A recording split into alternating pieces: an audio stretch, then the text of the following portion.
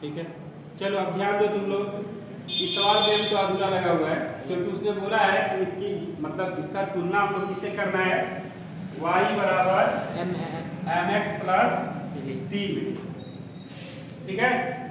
y बराबर कितना है 5, तो भर लो भाई 5।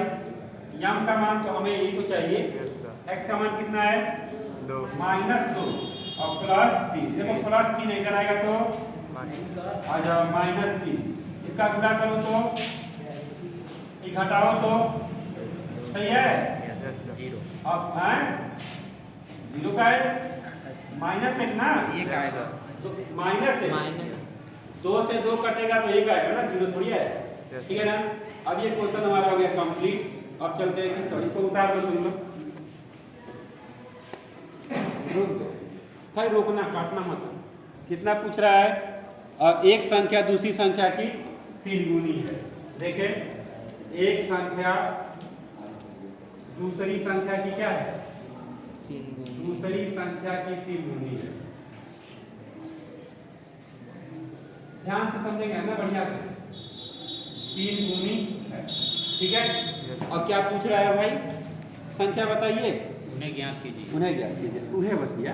हाँ संख्या तो आप सुनो मेरी बात को ध्यान से, ये तीसरा सवाल था, वो बेहतरीन सवाल है ये।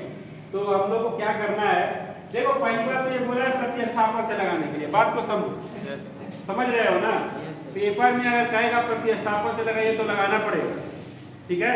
अब प्रतिस्थापन और विलोपन तुम दोनों सिखा दिए हैं, कोई दिक्कत नहीं है, तो कोनो भी तुम लगा सकते हो। तो चलो देखते हैं, जो सुविधा लगे उससे लगा लिया जाएगा, ठीक है। चलो तो देखते हैं, दो संख्याओं का अंतर कितना है, 26। अंतर करो समझते हो ना, घटाना।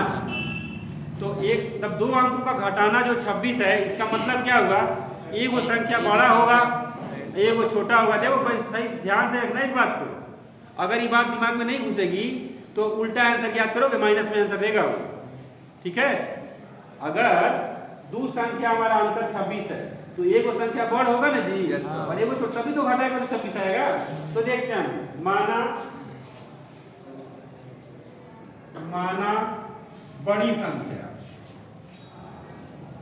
चाहे एक संख्या, बड़ी संख्या क्या है x है, और छोटी संख्या y। अब ये बात क्यों लिखा होगी तुम लोग समझ में आए, तो प्रश्नानुसार पहली लाइन तो क्लियर हो गई। पहली लाइन में ही बोल दिया है कि दोनों का अंतर कितना है, x माइनस वाई बराबर 26, समीकरण 1, पहली लाइन में ही बोल दिया। समझ में आ गया, देखो हमने बड़का माना छोटा माना है ना। अच्छा कह रहा है एक संख्या दूसरी की क्या है, 3 गुनी है। अब देखो यही मैं तुम लोग को बताना चाह रहा था कि छोटा बड़ा समझो, समझ में आ रहा है। अब इसमें छोटा कौन है, लो मैं लिख दिया x बराबर y, छोटा कौन है दोनों में, y, पता चल गया। पहले दिन ही सिखाए थे हम तुम लोगों को, कोई भी काम करेंगे किसके साथ, दोनों छोटे वाले के साथ, कभी भी काम करेंगे तो देखो 3 गुना, ये ना तो मैथ में लिखे तो 3 गुना लिख दिया, ये तो हिंदी में लिखे थे ना, तो अब तो सही है 3 गुना, इसी को ना बोलते हैं 3 गुनी। तो 3 गुनी, तो 3 गुनी किधर जोड़ेंगे, बड़ा में कि छोटा में, छोटा में, क्योंकि बड़का में जोड़ेंगे और बढ़ कब पहले बराबर का चिन्ह लगाने से। तो 3 गुनी, कितना गुनी हो गया 3, आ गया समझ में। यानी x बराबर कितना है 3y। अब x का मान कहाँ रखेंगे, समीकरण 1 में, तो लिखें x का मान समीकरण 1 में रखने पर रख दो, कितना होगा 3y माइनस वाई बराबर 26, हटा लो कितना होगा 2y बराबर, काट दो y बराबर 13।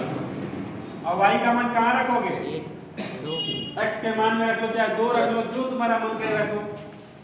39 आएगा x का मान, x बराबर 3 गुणे 13, यानी x बराबर 39। किसी को दिक्कत हो गया ना, चलो इसको रोक, चेक काट।